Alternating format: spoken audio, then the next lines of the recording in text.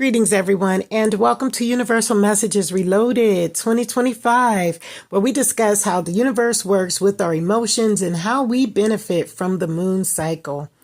Welcome and thank you. Sometimes when information is right there in front of you, it kind of makes you think, should I listen to it or should I throw it away? That's this type of information. So I'm Dr. Darina Shine, and I welcome you today. Thank you so much for reviewing. And let me know if this information helps you in any way. So the study of the moon and the sun is very distinctive to Egyptology. Isis, the moon goddess, is a mythology that some consider to be the initial study of where the farmer's almanac got their indications of what was going on, which indicates the full moon in the sign of Aries, calling it the hunter's moon. So it's cuffing season, it's hunter season, and we're going to be discussing the themes of focus regarding this moon phase in the opposition of Libra. So Aries is more about the consciousness, while Libra is more about the balancing of truth, the actions being performed.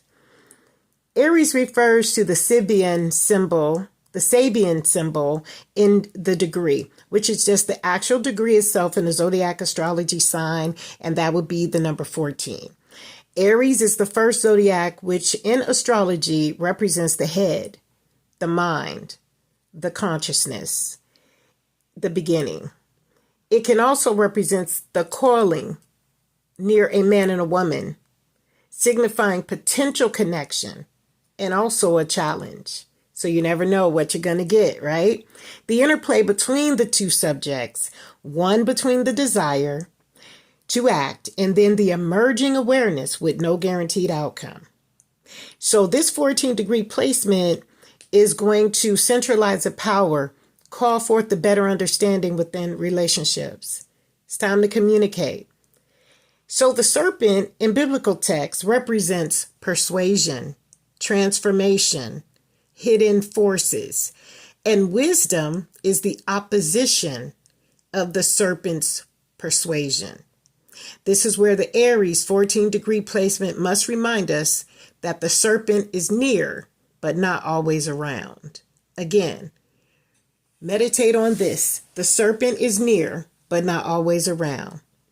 Potential is present, but not yet realized. This is your conscious choice to decide.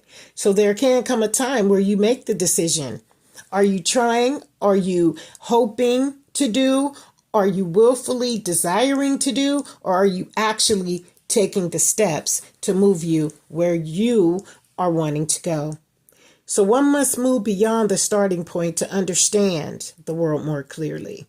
You cannot just start off and wish you knew what the world represented out there. You have to be in action mode. You have to go out there and target a process. You have to walk the walk and talk the talk. And through this starting point, there will be some challenges we're going to have to face. So we're going to introduce two key points that we need to empower ourselves with, from the serpent persuasion to the realized potential of wisdom. Number one, going from believing to knowing. The number 14 represents power refined, where we know we meet potential and we view the future of that potential. We see if it works. That's why it's very important when change happens in our lives. It's okay. Whether we've been doing the same thing for a year, 5 years, 10 years, 20 years, 30 years, and it is not working, it's okay to change. It's all right. But by us being comfortable, it's very difficult at that time. But through action, that makes this potential valid. So you go from the power refined, the power from within you, to know you can make the change to actually making a change. And number two, the Aries energy is a trickster magician that promotes itself through testing others. The serpent tests others. The serpent tested Eve, got in her ear, made her think of things that could potentially be.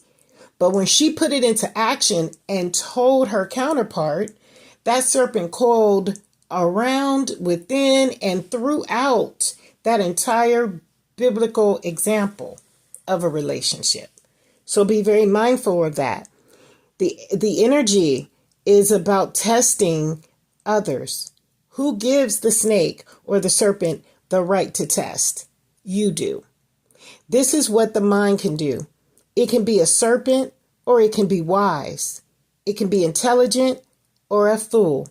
It can be right or wrong based upon the morality within the mindset. How moral are you? So this full moon is going to represent a time for inner empowerment, courage, self-discovery by letting go of the fears within that prevents growth from happening. Don't worry about the big bad wolf.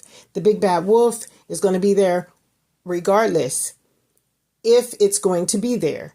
So what you do is you figure out how you're going to take that potential of fear and let it go so you can move beyond that. And then you realize that you don't even run into the wolf. It's just an idea. The serpent persuades, okay? So in conclusion, it is up to you to decide how you will use this potential energy to universally inspire yourself to grow. There is nothing outside of you that is not already within you. And you have that opportunity. And right during this full moon time, around October 7th, you got to think about how you're going to actively activate, spiritually activate all of this potential energy. This full moon is also a lunar eclipse in the name of Aries, representing a significant ending relating to self-identity. Just because you've been doing it for so many years does not mean if it's not working that you have to keep it. This final eclipse between Aries and Libra began in 2023. It's been a fight. The mind has been fighting with the balancer of truth. And it began around this time, September, October in 2023. What was going on during that time in your life? Everyone has a different timeline. You have to pay attention to what was going on because it brought about a balance between you and the idea, you and the potential, you and me, us and we, everyone in the scenario, the personal needs between each other. And that's what we need to be working on right now during this time, because it's going to be an emotional practice that is going to help you heal and go through the lunar areas of what you have told yourself in your mindset. And remember, the mindset is everything. So thank you so much for being here today. Please join us October 21st for the zodiac new moon in Libra, where the moon is not going to be visible, but it is going to help us work on our shadow selves. Libra's zodiac season is going to span from late September to late October, and this new moon will align with the zodiac of balance at 28 degrees, 21 minutes of Libra, and we'll share what that means October 21st. It will be the knowledge of self within, understanding your shadow self, understanding what you chose to let go and why you chose to let go, because you see that it was no longer needed and it was stagnating you. It was a weight upon your being to prevent you from elevating. So if you would like to learn more about Universal Messages Reloaded, please email us at shinedorina@gmail.com, SHINEDORINA@gmail.com.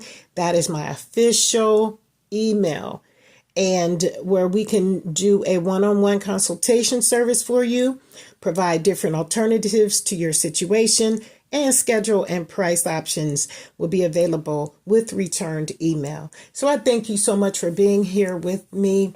I have been a promoter of Universal Messages Reloaded 2025 since 2009. Now I'm moving into the new version of the updated Reloaded 2026, and that will be coming up January 1st. And we really appreciate everyone. And we thank you all for being here. And we will see you next time.